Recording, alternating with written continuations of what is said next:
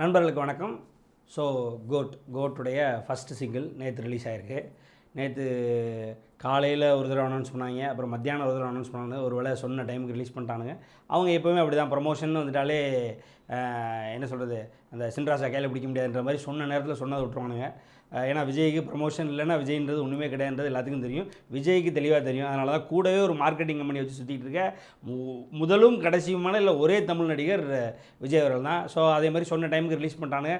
சரி பாட்டு ரிலீஸ் பண்ணுறாங்க, சரி பாட்டு என்ன தான் சொல்ல வரானுங்க, என்ன தான் எப்படி தான் பார்க்கும்பொழுது பாட்டு எடுத்து பார்த்தா விசில் போடுன்னு இருக்குது. சிஎஸ்கே வச்சு படத்துக்கு ப்ரமோஷன் எதிர்பார்த்துருக்காங்க. அதானே பார்த்தா என்னடா நேற்று ரிலீஸ் பண்ணுறீங்களா என்ன ஏதுன்னு பார்த்தா ஓகே தமிழ் புத்தாண்டு ஒரு சைடில் இருந்தாலும் ரெண்டாவது பார்த்தீங்கன்னா நேற்று தான் சிஎஸ்கேவுக்கும் எம்ஐக்கும் மேட்ச் நடக்குது. உங்களுக்கே தெரியும், சிஎஸ்கேவுக்கும் எம்ஐக்கும் மேட்ச் வந்து நடந்தாலே அதுக்கு வந்து ஒரு எக்ஸ்பெக்டேஷன் இருக்கும். இவங்க என்ன எதிர்பார்த்துருக்காங்க அப்படின்னா, அந்த இவங்க பாட்டு ரிலீஸ் பண்ண உடனே மேட்ச் நடக்கும்போதே மேட்ச்சில் லைவாக அந்த பாட்டை பிரேக் பண்ணுவாங்க அப்படின்ற அளவுக்கு ரிலீஸ் பண்ணியிருக்காங்க. பார்த்தா பாட்டில் அப்படி ஒரு சீன் ஒன்றும் இல்லை. இருக்கிறதுலே இது வரைக்கும் ஒரு கடைசி ஒரு 10 வருஷத்தில் விஜய்க்கு ரிலீஸ் ஆன பாட்டிலே மொத்தத்துக்கு முதலுக்கும் மோசம் அப்படின்ற மாதிரி மொத்தத்துலேயும் மோசமான பாட்டுன்னு விஜய் ஃபேன்ஸே என்ன எழுத ஆரம்பிச்சானுங்க. யுவன் சங்கர் ராஜா போட்டிருக்க அந்த ட்வீட்டில் போயிட்டு கொத்தி விட்டு இந்த பாட்டு ஓகே ஒன்றும் இல்லாமல் போயிடுச்சு, இனிமேல் போடுற பாட்டாக ஒழுங்காக போடு, இந்த பாட்டுக்கு இது இப்படி பண்ணியிருக்க அப்படி பண்ணியிருக்க, ஒழுங்காக ரீரெக்கார்டிங் அது பண்ண அது இதுன்னு போட்டு தாளித்து எடுத்துட்டானுங்க. பாட்டு 10 அது 2 நிமிஷத்துக்கு மேலே கேட்க முடியாது. அந்தளவுக்கு ரொம்ப என்ன சொல்கிறது, பழைய குத்து, ரொம்ப பழைய பாடல்கள்லாம் எடுத்து வச்சு விஜய் படத்துலேருந்து 2-3 பாட்டெல்லாம் எடுத்து வச்சு போட்டிருக்கானுங்க. அதுபோக ரீசெண்டாக அந்த ஜவான்லேருந்து அந்த ஜவானுடைய அந்த ஓப்பனிங் அந்த இதை எடுத்து போட்டிருக்கானுங்க அப்படின்ற மாதிரி. ஏற்கனவே யுவன் சங்கர் ராஜாவே சொல்லியிருக்காரு, குத்து பாட்டுனாலே எனக்கு சரியாக வராதுன்னு சொல்லியிருக்காரு. அப்புறம் அவர்கிட்ட போய் கேட்டால் அவர் அப்படி தான் பண்ணுவார். பாவம் அப்படி தான் எடுத்து போட்டிருக்கானுங்க. நேற்றுலேருந்து வெங்கட் பிரபு சார் நாளைக்கு தரமான சம்பவம் ரெடியாக இருக்குன்னு ஒரு ட்வீட் போட்டிருக்காரு போல். அவரை இதையா தரமான சம்பவம்னு சொன்னால் அவனை வெளுக்கணும்னு சொல்லி அவரை போட்டு வெளுத்துக்கிட்டு இருக்காங்க. பாவம் அர்ச்சனா கல்பாத்தி அவங்களும் பார்த்தீங்கன்னா ட்வீட்டை போட்டுவிட்டு அவங்களும் சேர்ந்து அடி வாங்கிட்டு இருக்காங்க. இதுதான் நடந்துகிட்டு இருக்கு நேற்றுலேருந்து. சரி, இந்த பாட்டில் என்னதான் லிரிக்ஸ் எழுதி வச்சிருக்காங்கன்னு உள்ளே போகணுன்னு பார்த்தா ஃபுல்லாக அரசியல். அதாவது பூமர்னால் இப்படியான பூமராக விஜய் இருப்பார்னு எதிர்பார்க்கவே இல்லை. நான் வந்து கட்சி திறக்க போகிறேன், என் ஓட்டு உங்களுக்கு சரி, உங்கள் ஓட்டு எனக்கு தான் வரணும், அது இதுன்னு போட்டு ஃபுல்லாக அரசியல் பேசியிருக்காரு. பாட்டில் மட்டத்தனமான பூமராக இருந்தது பாட்டு. இப்படியான லிரிக்ஸ் எதிர்பார்க்கவே இல்லை. நான் கட்சி ஆரம்பிக்க போகிறேன், எனக்கு தான் நீங்கள் ஓட்டு பண்ணும். இந்த ஒரு காமெடி ஒன்று வருமா, யோ கோட்டசாமி எந்திரியா கவுண்டமணி சொல்லுவாங்க, யோ கோட்டசாமி எந்திரியான்னு தூங்கிட்டு நீ கட்சி ஆரம்பிச்சு 2-3 மாதம் ஆதியாக இருக்கணும், இன்னும் இனிமேல் நீ கட்சி ஆரம்பிக்க போகிற அப்படின்ற மாதிரி நமக்கே சொல்லணும்னு தோணுச்சு. பாட்டு கேட்டால் இந்த விஜயகாந்த் சரத்குமார்லாம் இப்படி தான். அவங்க அரசியலுக்கு வந்ததுக்கப்புறம் அவர் 2-3 படம் வந்தது. அரசியலுக்கு வருவேன் இல்லை அரசியலுக்கு வந்ததுக்கப்புறம் 2-3 படம் வந்தது.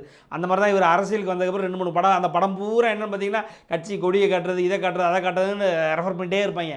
அந்த மாதிரி இவர் வந்து பாட்டு ஃபுல்லாக நான் கேம்பெயின் போக போகிறேன், அதுபோக மைக்கு சின்னத்தை கையில் எடுக்க போகிறேன். மைக்கு சின்னம் ஏற்கனவே சீமான் சின்னம், மைக்கு சின்னத்தை நான் கையில் எடுக்க போகிறேன் அப்படின்னோடனே அவங்க நாம் தமிழர்லேருந்து வந்து கிளின்னு கிழிச்சிக்கிட்டு இருக்காங்க. அவங்க வந்து உன்னையாவே மைக்கு சின்னத்தை பற்றி பேச சொன்னதுன்னு பாட்டு நேற்று ஆரம்பிச்சதுலேருந்து பாட்டு ரிலீஸ் ஆனதுலேருந்து அடி மேல் அடியாக விழுந்துகிட்டு இருக்கு. பாவம் இதை நம்ம சொல்லிக்கிட்டே இருந்தோம். படம் வந்து அரசியல் வர்றதுக்கு முன்னாடி வரைக்கும் வேறு ரீச்சு, அரசியல் வந்ததுக்கப்புறம் வேறு ரீச்சு அப்படின்னு நம்ம சொல்லிக்கிட்டே இருந்தோம். எப்போவுமே பார்த்திங்கன்னா அவருடைய பாடல்கள் அது ரிலீஸ் ஆகிடுச்சுன்னா ட்விட்டரில் அவர் வாங்குகிற லைக்ஸே பார்த்திங்க அப்படின்னா 250K லைக்ஸு, அதாவது 2.5 லட்சம் லைக்ஸு, 3 லட்சம் லைக்ஸ்னு வாங்குவாப்பில். இன்றைக்கி 1 லட்சத்துக்கே முக்கிட்டு இருக்கு லைக்ஸு. அதுதான் நம்ம முதலேருந்தே சொல்லிகிட்டு இருந்தோம். நீ இதுக்கு முன்னாடி இருந்த மாதிரி இனிமேல் உங்களுடைய படங்களும் உங்களுடைய பாடல்களும் உங்களுக்கான எதிர்பார்ப்பும் இருக்காதுன்னு சொல்லிக்கிட்டே இருந்தோம். ஒன்றும் இல்லை, நேற்று சூர்யா அவர்கள் வந்து ஒரு போஸ்டர் தான் ரிலீஸ் பண்ணாங்க. இதே தமிழ் புத்தாண்டுக்கு அவங்களும் ஒரு போஸ்டர் ரிலீஸ் பண்ணாங்க. அந்த போஸ்டருடைய ட்விட்டர் இம்ப்ரெஷன்ஸ் பார்த்திங்கன்னா கிட்டத்தட்ட 9 மில்லியன். சரி, அவருக்கு வந்து ட்விட்டர் ஃபாலோவர்ஸ் ஜாஸ்தி. சூர்யா அவர்களுக்கு இந்த விஜய் தான் நம்பர் 1 ஏற்கனவே ஊரை ஏமாற்றிட்டு இருப்பாங்க. அதாவது விஜய் அவர்களுடைய ட்விட்டர் ஃபாலோவர்ஸோட 2 மடங்கு சூர்யாவுக்கு ஜாஸ்தி. அதனால் அவருக்கு பார்த்திங்க அப்படின்னா ட்விட்டர் ஃபாலோவர்ஸ் கிட்டத்தட்ட 9 மில்லியன். ட்விட்டர் இம்ப்ரெஷன்ஸ் வந்து அந்த ஒரு போஸ்டருக்கே, பாடல்களுக்கு போஸ்டருக்கே 9 மில்லியன். விஜய் அவர்களுக்கு 2 அப்டேட், அதாவது காலையில் ஒரு அப்டேட் கொடுத்துருக்காரு, சாயங்காலம் ஒரு அப்டேட் கொடுத்துருக்காரு. 2 அப்டேட்டுக்கு சேர்த்தும் கூட அந்த 9 மில்லியனுக்கு பாதி, அதாவது 4.5, அதை விடவும் கம்மி, 2.3 மில்லியனோ தான் வந்திருக்கு. ரொம்ப பரிதாபமாக இருக்குது விஜயனுடைய நிலைமை சோஷியல் மீடியாவில். இந்த பாடலை பொறுத்த வரைக்கும் இந்த பாடல் வந்து it is a complete failure அப்படின்ற மாதிரி விஜய் அவர்களுடைய எதிர்பார்ப்புக்கும் கம்மி, விஜய் அவருடைய ஸ்டாண்டர்ட்ஸுக்கும் கம்மி. விஜய்க்கே ஒரு ஸ்டாண்டர்ட்ஸ் இருக்குன்னு வச்சுக்கிட்டாலும் அதை விட கம்மின்ற மாதிரி தான் இருக்குது. ரெண்டாவது பார்த்தீங்கன்னா பக்கத்தில் ஆடுற 2 பேரும் பார்த்தீங்கன்னா புலி மாதிரி ஆடிட்டு இருக்காங்க. ஒரு சைடில் பிரசாந்த், அவர் என்ன சொல்கிறது, இவங்கெல்லாம் ஹீரோன்னு ஆகிறதுக்கு முன்னாடி அவர் டாப் ஸ்டார்னு பேர் வாங்கினவர். அவருடைய பாடல்கள் வந்து பார்த்திங்க அப்படின்னா அவருடைய படங்களே அப்போவே ஆஸ்கருக்கு சப்மிட் ஆன படம். அவருடைய படங்கள் நேஷனல் அவார்டுக்கு போயிருக்கு. அவர் பல அவார்டுகளை வாங்கியிருக்கிறாரு. ஏறக்குறைய விஜய் அப்படின்ற ஒரு உருவாகிறதுக்கு முன்னாடி டாப் ஸ்டார்னு பேர் வாங்கினவர் பிரசாந்த் அவர்கள். அவர் நடித்த ரோல்கள் அவர் அவர் நடித்த கேரக்டர்லாம் ரொம்ப ஒரு ஒரு பலதரப்பட்ட கேரக்டர் பெண்ணாக நடிச்சிருக்காரு, ஒரு படம் ஃபுல்லாக பெண்ணாக நடிச்சிருக்காரு. அவர் எடுக்காத ரோல்ஸே கிடையாது. அதே நேரத்தில் லோக்கல் படங்கள் பிசி சென்டருக்கான படங்களும் கொடுத்துருக்காரு, ஏ சென்டருக்கான படங்களும் கொடுத்துருக்காரு. டெக்னிக்கலி எமர்ஜ்டு பெருசாக எமர்ஜ் ஆன ஃபிலிம்ஸ்லையும் நடிச்சிருக்காரு. ஸோ அப்படியானவர் அவருக்கு ஜிம்னாசியம் நல்லா அழகாக வரும். அவர் தான் அப்போது பெரிய டான்ஸரு. விஜய் அவர்கள்லாம் ஃபீல்டுக்குள்ளே வரதுக்கு முன்னாடி அவர் ஒரு சைடு ஆடிட்டு இருக்காரு, பக்கத்தில் பிரபுதேவா ஆடுறாரு. விஜய் இது வரைக்கும் முக்கி திக்கி தண்ணீர்லாம் ஆடி நான் பார்த்ததில்ல. நல்ல டான்ஸர். அதை ஒரு டான்ஸர் இல்லைன்னு பொய்யெல்லாம் சொல்லக்கூடாது. ஒரு நல்ல டான்ஸர் இருந்தாலும் ஒரு பிரசாந்த் பக்கத்துலேயும் ஒரு பிரபுதேவ பக்கத்துலேயும் ஆடும்போது நீங்கள் நான் ஒன்றும் இல்லை, ஃபோட்டோவை பார்த்தாலே ஒரு மூஞ்சி வீங்கி ஒரு மாதிரி திக்கி திணறி ஆடிட்டுருப்பார். பக்கத்தில் பார்த்தீங்கன்னா கூலாக இந்த சைடில் பிரசாந்த் சிரிச்சுட்டு ஆடுவார், இந்த சைடில் பார்த்தீங்கன்னா பிரபுதேவா சிரிச்சுட்டு ஆடுவார். இதெல்லாம் தான் நடந்துகிட்டு இருக்கும். அப்படி அவர் இது வரைக்கும் அவர் டான்ஸ்லேயே ஒரு சொதப்பினதாக பார்த்ததில்ல. அவர் தனியாக ஆடும்போது நிறைய ட்ரோல் கண்டாக இருக்கார். இது வரைக்கும் அவர் திக்கி திணறி முக்கிய ஆடினது இந்த பாட்டுக்கு தான். ஒன்றும் பெருசாக ஸ்டெப்லாம் ஒன்றும் பெருசாக இல்லை, யாரையும் கவர்ற மாதிரிலாம் இல்லை. இருந்தாலுமே அவங்க 2 பேருக்கு நடுவில் ரொம்ப சின்ன குழந்தை மாதிரி தெரிஞ்சார். அதெல்லாம் நேற்று பார்க்க முடிஞ்சது. அதையும் நேற்று எடுத்து போட்டு எதுக்கு இந்த 2 பேர் கூட ஆட வச்சுக்க, தனியாக ஆட வச்சுருக்கலாமே அப்படி இப்படின்னு சொல்லிக்கிட்டு இருந்தாங்க. இதில் ஒரு படி மேலே போய் சவுத் இந்தியா மீடியா மொத்தமுமே கிட்டத்தட்ட பிரசாந்த் தான் அந்த பாடலோட மொத்த கவனத்தையும் ஈர்த்துட்டார் அப்படின்னு சொல்லி நேற்றுலேருந்து அவங்க ஃபுல்லாக ப்ரமோட் பண்ணிட்டு இருக்காங்க. இப்படி ஆயிடுச்சு. அது போக தலை அஜித்தோட ரெஃபரன்ஸ் வந்திருக்கு போல இருக்குது. மங்கா தலை அது பார்த்திங்க அப்படின்னா king entry, the king maker entry அப்படின்னு சொல்லி தலை அஜித்தோட இடத்துல சொல்லுவார்.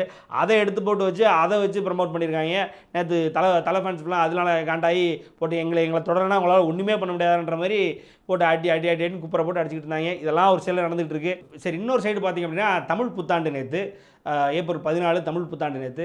தமிழ் புத்தாண்டுக்கு விஜய் அவர்கள் வாழ்த்து சொல்லலை அப்படின்னு சொல்லி ஒரு சைடில் வந்து விஜய் ரசிகர்களே கோவப்பட்டுட்டு, ஏன்னா விஜய் அவர்கள் அரசியல் சம்மந்தமாக எதுவும் செஞ்சால் மற்றவங்க கோவப்பட்டு கொதிச்செழுந்து பண்ணுறதெல்லாம் வந்து அதற்கான ஸ்டேட்டஸை விஜய் அடைஞ்சிட்டாருன்னு அடையலை. இப்போ விஜய் அவர்கள் ஒரு ஸ்டாண்ட் எடுக்கிறார் அப்படின்னா அந்த ஸ்டாண்டை வந்து விமர்சனம் பண்ணுற அளவுக்கு விஜய் அவர்கள் வளர்ந்துட்டாருன்னா இன்னும் வளரலை. இன்னும் மன்சூர் அலிகான் போன்றவர்களே, அதாவது அவருக்கு முன்னாடி கட்சி ஆரம்பித்த மன்சூர் அலிகான் போன்றவர்கள், இன்னும் விஷால் போன்றவர்கள், இன்னும் அதுக்கு முன்னாடியே பார்த்திங்க அப்படின்னா பல பேர் இருக்காங்க.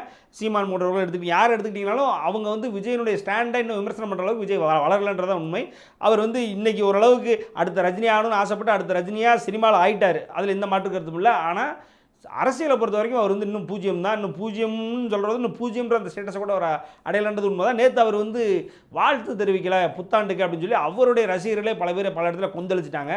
இன்னும் அவருக்கே வந்து முட்டு கொடுக்குற ரசிகர்கள், அந்த ரசிகர்களே வந்து யூஸ்வலாக அரசியலுக்கு வந்து 2ஆக பிரிஞ்சிருவாங்க.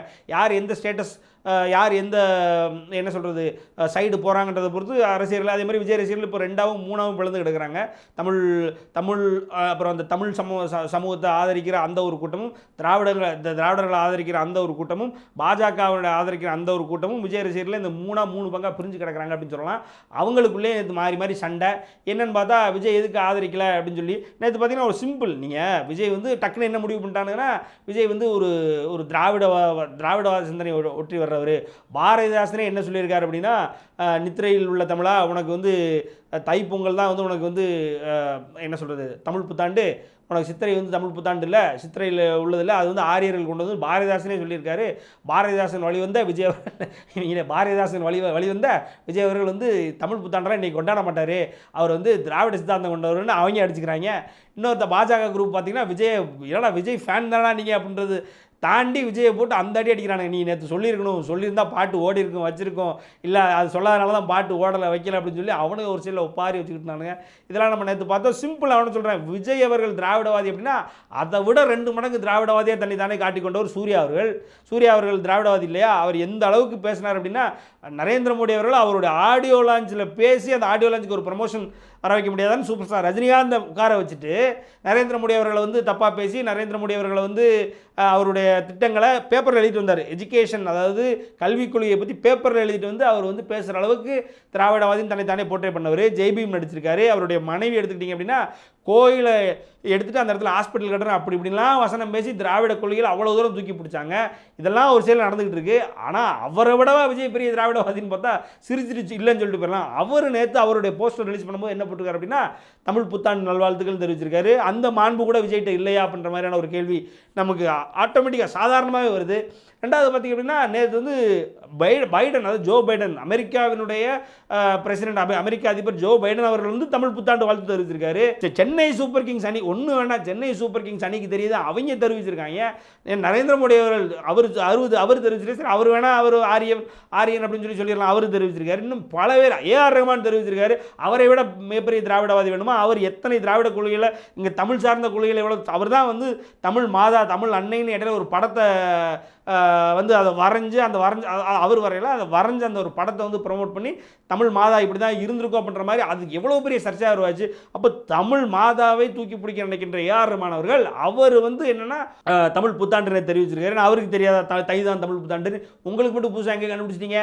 இதுதான் ஒன்றும் இல்லை. என்னென்னா சிம்பிளாக சொல்கிறாங்க, பாஜகவினுடைய விஜய் ரசிகர்கள் என்ன சொல்கிறாங்க அப்படின்னா, ஐயா நீங்கள் ஈஸ்டருக்கு தெரிவிச்சிங்க, ஈஸ்டருக்கு ஹாப்பி ஈஸ்டர் தெரிவிச்சிங்க, ரமலான் மாதம் ஆரம்பத்திலே தெரிவிக்கணும்னு நம்ம சொன்னோம், டாட்டில் இதுக்கு முன்னாலே சொல்லியிருந்தோம். அவர் கண்டிப்பாக ரமலானுக்கு வாழ்த்து தெரிவிப்பார். ஏன்னா மாத ஆரம்பத்தில் தெரிவிக்கணும்னு நம்ம ரொம்ப நம்ம கண்டனத்தை பதிவு பண்ணோம், பல பேர் கண்டனத்தை பதிவு பண்ணாங்க. அதனால் அவர் கண்டிப்பாக ரமலான் நோன்பு திறக்கும் பொழுது, அதாவது அந்த மாதம் கடைசியில் ரமலான் வரும் பொழுது ரமலான் வாழ்த்துக்கள் தெரிவிப்பார். ஏன்னா அவருக்கும் இஸ்லாமியர்களுக்கும் பெருசாக வந்து ஒட்டாது. ஏன்னா இஸ்லாமியர்கள் அவர் வெறுக்கிறவர் நம்ம பல இடத்துல சொல்லியிருக்கோம். அதனால் ஒட்டாது அப்படின்றதுனால ஒரு வழியாக அவர்கிட்ட அந்த ரமலான் வாழ்த்துக்களை வாங்கணும். இப்போ விஜய் ரசிகர்கள், அதாவது சங்கி விஜய் ரசிகர்கள் என்ன சொல்கிறாங்க அப்படின்னா, நீங்கள் ஈஸ்டருக்கு தெரிவிச்சிங்க, அதே மாதிரி நீங்கள் வந்து ரமலானுக்கு தெரிவிச்சிங்க, தமிழ் புத்தாண்டுக்கு தெரிவிக்கலையே, தமிழ் புத்தாண்டுனா உங்களுக்கு என்ன அவ்வளோ ஏளனமாக போச்சா? தமிழர்கள்னா தமிழக வெற்றிக்கழகம்னு பேர் மட்டும் நல்லா வக்கனையாக வச்சுருக்கீங்களே, ஆனால் தமிழக என்ன சொல்கிறது, தமிழ் புத்தாண்டு நல்வாழ்த்துக்கள் சொல்கிறது உங்களுக்கு என்ன அவ்வளோ ஒன்று இலக்கணமாக போச்சா அப்படின்ற மாதிரி நேற்று போட்டு இல்லாத அடி அடிச்சிருக்காங்க. இதெல்லாம் ஒரு சைடில் போய்ட்டு இருக்கும்போது நம்ம ஆளுங்க தெரியுமா, சூப்பர் ஸ்டார் ஃபேன்ஸு நொங்க பிதிக்கிருக்கானுங்க. நேற்று பூரா வச்சு என்ன பண்ணிருக்காங்க, நேற்று நீட்டாக ஒரு விஷயத்தை எடுத்து கொடுத்துருக்காங்க. அதுதான் ஹைலைட்டே. என்னென்னா விஜய் இவங்க நேற்று சாயங்காலத்துலேருந்து காலையிலேருந்து ஏறக்குறைய காலையிலே வாழ்த்து தெரிவிக்கணும்ல, காலையிலேருந்து அழுத்து விஜய் அப்படிலாம் இல்லை, அவர் வந்து திராவிடவாதி தான், அவர் யாருக்கு சித்தாந்த ரீதியாக யாருக்கு வந்து எதுவும் தெரிவிக்க மாட்டார், தமிழ் புத்தாண்டு அன்னைக்கு கிடையவே கிடையாது, தை தான் தமிழ் புத்தாண்டு அழுத்திருக்காங்க. நைட்டு நீட்டாக ஒரு வீடியோ எடுத்து போட்டு என்னென்னா பீஸ்ட் படம் ரிலீஸ் ஆகும் பொழுது பீஸ்ட்டுக்கு வந்து இவர் ஒரு பேட்டி எடுப்பாப்புல. யாருன்னு பார்த்தீங்கன்னா நெல்சன் ஒரு பேட்டி எடுப்பாப்புல. அந்த நெல்சன் வந்து பேட்டி வந்து சன் டிவியில் ரிலீஸ் ஆச்சு. ஏன்னா சன் பிக்சர்ஸ் தான் அந்த படம்ன்றதுனால பீஸ்டினுடைய அந்த பேட்டி வந்து ரிலீஸ் ஆச்சு. அந்த பேட்டியினுடைய முடிவில் என்னுடைய தமிழ் சொந்தங்களுக்கும் என்னுடைய நண்பா நண்பிகளுக்கும் ஒரு சொல்லுவாங்க, எனக்கு பாட்டு பூரா தான் பாடி வச்சுருக்காங்க, நண்பா நண்பி விசில் போடு அப்படின்னு, விசில் போடுன்னு தோனி ஃபேன்ஸ் பூரா எனக்கு கரிச்சு கொட்டினாங்க, ஏன்டா நீ நடுவில் வர அப்படின்ற மாதிரி. ஏன்னா விசில் போடுன்றது தோனி தான் தலை. அதாவது சினிமாவில் தலை அஜித் எப்படியோ அதே மாதிரி கிரிக்கெட்டில் தலை வந்து தோனி தான். இந்த மாதிரி ஒரு சைடில் இருக்கும் பொழுது நீ எதுக்குடா விசில் போட்டு நடுவில் எடுத்துகிட்டு வர, உனக்கு வேணும்னா ப்ரொமோஷன் நீ வேறு எதாவது வச்சு பண்ணியிருக்க வேண்டியதானே, ராஜஸ்தான் ராயல்ஸ் இருக்குது இல்லை மும்பை இந்தியன்ஸ் இருக்குது, அவனை வேணா வச்சு பண்ணியிருக்க வேண்டியதானே, நீ எதுக்கூட எங்கிட்ட வர அப்படின்னு மாதிரி அவனுக்கு ஒரு சில அடிச்சிருந்தானுங்க. ஸோ விஷயம் என்னென்னா பீஸ்ட் படத்தினுடைய அந்த இன்டர்வியூ அப்போ இவர் ஒரு கேள்வி கேட்பார். நெல்சன் ஒரு கேள்வி கேட்கும் பொழுது என்னுடைய நண்பா நண்பிகளுக்கும் ஆடியன்ஸுக்கும் அது இதுன்னு சொல்லிட்டு தமிழ் புத்தாண்டு நல்வாழ்த்துக்கள் அப்படின்னு தெரிவிப்பார். அண்ட் உங்கள் எல்லாருக்குமே என்னுடைய தமிழ் புத்தாண்டு வாழ்த்துக்கள். இது எதுக்கு அப்படின்னா அந்த படம் வந்து ஏப்ரல் ரிலீஸ் ஆகும், ஏப்ரல் 13 12 என்னமோ ரிலீஸ் ஆகும்னு நினைக்கிறேன் பீஸ்ட். அது வந்து தான் வந்து கேஜிஎஃப்ட சக்க புளிஞ்சாங்க. கேஜிஎஃப்ட அதாவது ஒரு கன்னட படத்தில், அதுவும் கன்னட டப்பிங் படத்திட்ட ஒரு தமிழ் படம் இவ்வளவு கேவலமாக அடி வாங்கி தோற்று போன படம் என்னன்னா அதுவும் முதல் படம். அந்த ரெக்கார்டையும் விஜய் தான் வச்சிருக்காரு, விஜயோட பீஸ்ட் தான் வச்சிருக்கு. அந்த பீஸ்ட் ரிலீஸ் வந்து ஏதோ தமிழ் புத்தாண்டுக்கு ஆகுது அப்படின்றனால அப்போ மட்டும் வந்து என்ன பண்ணியிருக்காரு அப்படின்னா தமிழ் புத்தாண்டு வாழ்த்துக்கள் என்னுடைய நண்பா நண்பிகளுக்குன்னு தெரிவிச்சிருக்காரு. ஏடா கேவலமாக இல்லையடா அவங்களுக்கு அப்படின்ற மாதிரி அப்படியே கேட்டிருக்காங்க ரஜினி ஃபேன்ஸு. அப்படி தமிழ் புத்தாண்டுக்கு நீங்கள் வாழ்த்து தெரிவிக்கக்கூடாது, தமிழ் புத்தாண்டு உங்களுக்கு தை அப்படின்னா பீஸ்ட் படம் ரிலீஸ் ஆகும்போது மட்டும் அது என்ன தையாது, அது சித்திரம் இல்லையாது, எங்கடா போனீங்க நீங்கள் அப்படின்ற மாதிரி எங்கடா கொண்டு போய் வச்சுருக்கீங்க அப்படின்ற மாதிரி கேவலமாக கேட்டிருக்காங்க. இந்த மாதிரி ஒரு சைடில் போயிட்டுருக்கு. சரி, அவர் நேற்று வந்த பாட்டு ஃப்ளாப்பு, அவர் எடுத்துக்கிட்ட அந்த தமிழ் புத்தாண்டு அவர் எடுத்துக்கிட்ட அந்த முயற்சியும் ஃப்ளாப்பாக போச்சு, யாருமே கண்டுக்கல. கஸ்தூரி அவர்கள் மட்டும் விஜய் அவர்கள் வந்து, ஏன்னா கஸ்தூரி தான் அந்த அது என்ன தாவேகா தமிழ்நாடு சக்ஸஸ் கிளப்போடைய ஒரு கொள்கை பரப்பு செயலாளர், இன்னும் அறிவிக்கப்படாத ஒரு கொள்கை பரப்பு செயலாளராக செயல்பட்டுருக்காங்க. அவங்க மட்டும் தன்னுடைய கண்டனத்தை, தன்னுடைய ஏமாற்றத்தை பதிவு பண்ணியிருக்காங்க. நேற்று அவங்க அந்த ஏமாற்றத்தை பதிவு பண்ணதுக்கப்புறம் தமிழ்நாடே வந்து கிட்டத்தட்ட கொந்தளிச்சிருச்சுன்றது ஒரு மாதிரி இந்த ஏமாற்றம் விஜய் அவர்களிருந்து நம்ம வரலை அப்படின்ற மாதிரி தமிழ்நாடே ஒரு மாதிரி ஸ்தம்பிச்சு போயிடுச்சுன்னு சொல்லலாம். உங்கள்கிட்ட எவன்டா கேட்டால் தமிழ் புத்தாண்டு படத்தை ரிலீஸ் பண்ணி படத்தை முதல்ல ஓட வைக்கணும், அதுக்கப்புறம் நீங்கள் வந்து அரசியலுக்கு வந்து ஏற்கனவே வந்து சாய்பாபா கோயில் கட்டுறேன், ஒன்றும் இல்லை, நீ பாஜக எதிரினா உனக்கு எதுக்கு சாய்பாபா கோயில், எங்கள் அம்மாவுக்கு பிடிச்சிருக்குன்னு கெட்டன்னு கட்டியிருக்காரு, அம்மாவை பார்த்தா வீட்டுக்குள்ளே விட மாட்டேங்கிறார், அம்மாவை வேறு வீட்டில் வச்சுருக்காரு. என்னடா நம்ம இதெல்லாம் மொத்தமாக பார்க்கும் பொழுது நீ பாட்டை ரிலீஸ் பண்ணுற, பாட்டில் வந்து விசில் போடுன்னு தோனியை யூஸ் பண்ணிக்கிற, சிஎஸ்கேவை யூஸ் பண்ணிக்கிற, ரெண்டாவது பாட்டில் எனக்கு ஓட்டு போடுன்னு கேட்குற, ரெண்டாவது பாட்டில் நான் கேம்பெயின் பண்ண வருவேன்ற, மைக்கை கையில் எடுக்கிறேன்னு சும்மா இல்லாமல் சீமானை பிடிச்சி வச்சுருக்கேன். அது போக நேற்று வந்து பார்த்திங்க அப்படின்னா பார்ட்டி ஒரு சொட்டு கடைசி சொட்டு வரைக்கும் கடைசி சொட்டு இருக்கிற வரைக்கும் நான் வந்து என் பார்ட்டி ஓயாது அப்படின்ட்டுருக்காரு. கடைசி சொட்டுனா அவர் சரக்கை சொல்கிறாரு. சரக்கை சொல்லி இதே மாதிரி தான் இதுக்கு முன்னாடி ஒரு பாட்டை வந்து தம் அடிக்கிறேன் தண்ணி அடிக்கிறேன் அப்படின்னு சொல்லி அந்த பாட்டை ஹைலைட் பண்ணார். இப்போவும் நேற்று அந்த பசங்க ஃபுல்லாக இப்போ இந்த பாட்டில் வந்து தம் அடிக்கிறோம் தண்ணி அடிக்கிறோன்னு சொல்லியிருக்காரு. இன்னும் போராளிகள்லாம் யாரும் வரலையே. ஏன் எதுக்கு வர போகிறான் போராளி? ஏன்னா உங்களுக்கு ப்ரமோட் பண்ண நாங்கள் ஒரு ஆளாடா அப்போ நாங்கள் அடித்தோம். ஏன்னா எங்களுக்கு தேவைப்பட்டீங்க நீங்கள், அதனால் போட்டு உங்களை பலப்படம் அடித்தோம். எங்களுக்கு தேவைக்கு தான் விஜய் யூஸ் பண்ணோம். விஜய்க்கு தேவைக்கெலாம் நாங்கள் வந்து நிற்கணும். இதுக்கு யாராவது போராளிகள் வாங்கன்னு பாட்டுக்கு ப்ரமோஷனுக்காக நேற்று உட்காந்துருந்தாங்க. நேற்று இந்த போன வருஷம் தான் அடித்து பார்த்தாச்சு அவுத்து பார்த்தாச்சுன்ற மாதிரி அந்த அடி அடிச்சிருக்கோம். இப்போது வந்து கடைசி சொட்டு ஓயிற வரைக்கும் எங்கள் பார்ட்டி ஓயாது, அது இதுன்னு குடிக்கிறேன்னு குடியாரத்தனமாகவே பேசி குடிய உட்காந்து ப்ரமோட் பண்ணி தான் எப்படி அவங்க பின்னால் எவனும் வரமாட்டான். இவன் ஒன்றும் இல்லை, ஈஸ்டருக்கு வாழ்த்து தெரிவிக்கிறாரு, ரம்ஜானுக்கு வாழ்த்து தெரிவிக்கிறாரு, தமிழ் புத்தாண்டுக்கு வாழ்த்து தெரிவிக்க மாட்டாரு. அதே மாதிரி கோயிலில் போய் கட்டிகிட்டு இருக்காரு. கோயிலில் போய் என்னடா சொல்ல வரீங்க நீங்கள்? அதாவது ஒன்று நீங்கள் இந்து ஓட்டு வாங்க போகிறீங்களா, இல்லை கிறிஸ்டின் ஓட்டு வழக்கம் போல் கிறிஸ்டின் ஓட்டையும் சிறுபான்மையின் ஓட்டை மட்டும் தான் நீங்கள் வாங்க போகிறீங்களா? அதுக்கு தான் 1000 பேர் இருக்காங்க. நீங்கள் எதுக்கு வந்து எதுலையாவது ஒரு கிளாரிட்டி இருந்தாங்கன்னா உங்கள் பின்னால் என்னென்னு தெளிவாக அந்த பசங்க வருவானுங்க. அந்த பசங்க உட்காந்து நேற்று பூரா ஒட்டிக்கிட்டு இருந்தானுங்க. இந்த கர்மத்தாண்டா காலிலேருந்து ஒட்டிக்கிட்டு அப்படின்னு சொல்லி தூக்கி போட்டு ஒரே நேரத்தில் ரஜினி ஃபேன்ஸ் முடிச்சு விட்டாங்க. நடந்ததா இல்லை நேற்று? இதெல்லாம் எதுக்கு? என்ன தெளிவாக நீங்கள் வர போகிறீங்க, என்ன ஏதுன்னு சொல்லிட்டா முடிஞ்சு போச்சு. கொள்கை இல்லாமல் உங்கள் கட்சி ஆரம்பித்து நடத்திக்கிட்டு இருக்கீங்க. அதுவே ஒரு கேவலம், கேவலமாக இருக்குது. அதை விட்டுட்டு இப்போ வந்து சீமான்ட்ட ஆதரவு கேட்டுருக்கீங்க. இதுக்கு நீங்கள் சீமான்ட்ட வாங்கி குடிச்சிடலாம் மடக்குன்னு சூடாக. பருத்திப்பாலை சொன்னேன். நன்றி, வணக்கம்.